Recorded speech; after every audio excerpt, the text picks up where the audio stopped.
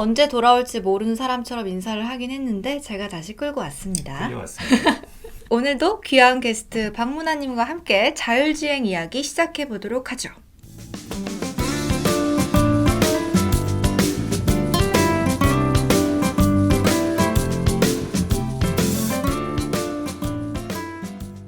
이번에 CES 2022에서 주목해야 될 트렌드로 스마트홈, 디지털 헬스케어, 푸드 테크놀로지, 퓨처 모빌리티, 그리고 NFT 이렇게 단어를 제시를 했는데 특히나 이 퓨처 모빌리티에서 빼놓을 수 없는 게 있다면 내 생각엔 자율주행이 아닐까 싶거든.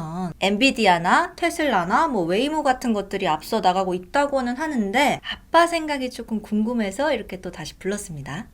우선 지금까지 자율주행 그러면 그냥 어시스턴스 조금씩 자율주행이다라기보다는 운전을 좀 편하게 좀 도와주는 정도였거든. 근데 진정한 자율주행이다라면 자율주행도 레벨 1부터 5까지 있잖아. 운전할 필요가 없는 레벨 4부터 진정한 자율주행이라고 볼 수가 있어. 이 레벨 4를 구현할 수 있는 곳은 많지 않겠지. 왜냐면 일정한 지역 안에서 움직여야 되니까. 그래서 우리나라나 아마 싱가포르처럼 도시화가 잘 되어 있는 나라부터 레벨 4가 적용될 가능성이 높다고 봐. 이 레벨 4랑 5를 가르는 기준이 특정한 공간에서의 자율주행이냐 아니면 어디에서든 자율주행이 가능하냐인데 결국은 그렇지. 왜냐하면 레벨 4라고 하는 것은 어쨌든 운전자가 있어야 돼. 뭐 산길이나 이런 데도 이게 자율주행이 아니야. 하지만 레벨 5는 운전대가 아예 없어도 돼. 그 차이라고 보면 되지. 아무튼 먼저 시작할 가능성이 높은 곳은 우리나라나 좀 싱가포르처럼 도시화의 비중이 조금 높은 곳에서 먼저 시작할 가능성이 많다는 거지? 그렇지. 그래서 이제 우리나라하고 관련이 있기 때문에 그만큼 좀 관심을 가지고 봐야 되는 분야이기도 해. 근데 네가 지금 말한 그 테슬라는 사실 이익으로 전환된 지도 얼마 안 되는 그치. 회사잖아. 그럼에도 불구하고 뭐 GM이라든지 폭스바겐, 포드 이런 회사들의 시가총액을 넘어서고 있어. 그렇다는 얘기는 뭔가 미래 가치가 출중한 뭔가가 있다라고 볼 수가 있겠지. 그게 아마도 내가 볼 때는 자율주행과 관련된 가치 때문에 그렇게 좀 높게 받는 게 아닌가 싶어. 일단 자동차 메이커, 자동차를 만드는 회사라고 하면 자율주행이 기본 옵션이 되는 날도 머지 않은 것 같다라는 생각인데 5년 전에 인텔이 모빌아이를 인수해서 아이다스, IQ 1억 개 이상을 생산을 했잖아. 그렇지. 근데 이렇게 생산된 아이다스는 어느 차인가에 부착이 되어 있다는 거 아니야? 맞아. 한 8,900만 개 정도가 지금 이미 뿌려졌다고 그러는데 아마 아직 모빌아이는 어린이 수준 정도밖에 안 되니까 그보다는 이제 테슬라 이야기를 좀 먼저 한번 해보자고. 일단 자율주행이다라고 하는 것이 처음부터 하나의 기술 표준으로 시작하진 않았어. 모든 게 다 그렇듯이. 자율주행 초창기 개발 단계에서는 카메라하고 라이다를 동시에 구현해서 뭔가 자율주행을 좀 구현하려고 애를 썼었어. 그런데 이 라이다가 워낙 비싸야 말이지 저렴하게 자율주행을 구현할 수 없다라는 판단이 선 거야. 그래서 최근에는 테슬라가 생각을 바꿨어. 그래가지고 테슬라에서 그 카메라 8개랑 초음속 센서 그거 12개 장착했다는 게 그거구나. 맞아.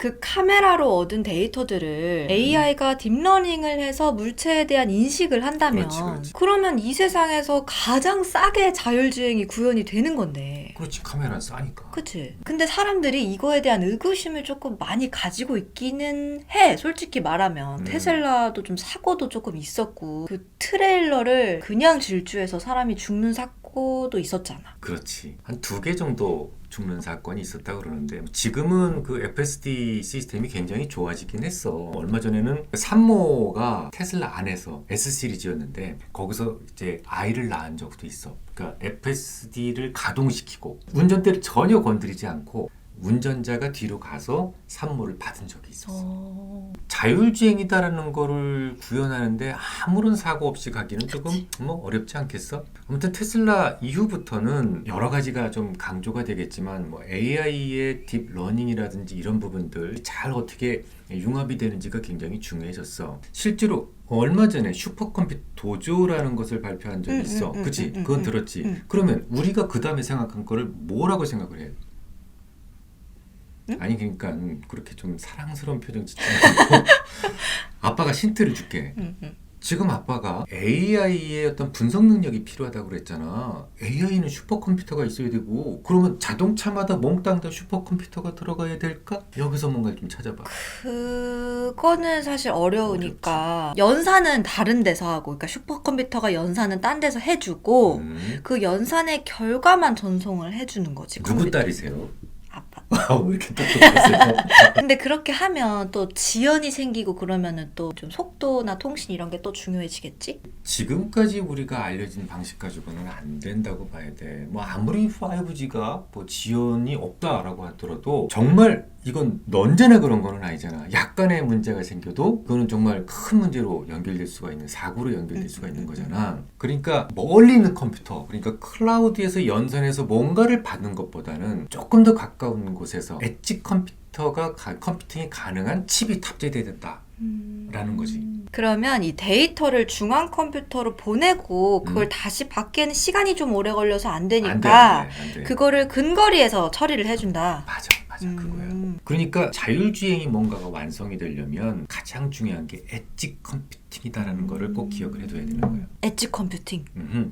그러니까 나는 전기차 회사들이 많은데도 불구하고 테슬라 주가가 왜 이렇게 비싼지가 너무 궁금했거든. 그래서 찾아보기는 했어. 사실 왜 비쌀까. 이익에 비해서. 이게 완전 테슬라의 비밀이었네. 그렇지. 이게 어쨌든 라이다처럼 비싼 부품이 없어도 높은 단계의 자율주행을 이룰 수가 있다는 거니까. 뭐 주장하기는 이미 레벨 4는 완성했다라고 주장을 해. 그러니까 이렇게 비쌌구나. 음. 돌발 질문이 있는데 어려운 질문 아니야.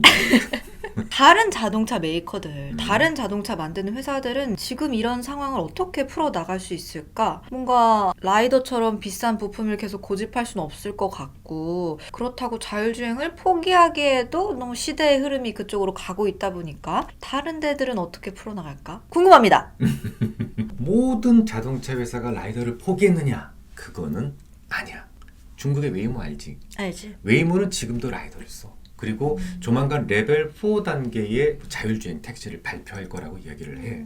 가능성 있는 얘기야. 택시를. 그렇지. 어떤 일정한 공간 안에서만 움직일 수 있다면 이미 매핑이 다 돼 있고 충분히 가능하다는 얘기지. 다만 다른 회사들은 뭐 중국은 인건비가 싸니까 그렇다 치고 다른 회사들은 그게 어렵다라는 거지. 라이더가 워낙 비싸서 차값에 들어가는 비용이 너무 많이 들어간다는 거야. 그래서 결국은 테슬라의 방법으로 가기로 했다라는 거지. 그렇지만 이제 다른 회사들은 테슬라처럼 그 막대한 데이터가 없을 거 아니야. 새롭게 뭔가를 구축해야 되는 거지. 어쨌든 자율주행과 관련된 시대의 흐름은 따라가야 되는 거고 결국 이제 데이터의 양의 격차를 줄이기 위해서 매핑 전문 솔루션 회사하고 이제 제휴를 시작을 하게 된 거야. 아빠가 옛날에 유대인들한테는 굉장히 중요한 전략이 있다고 그랬는데 기억해?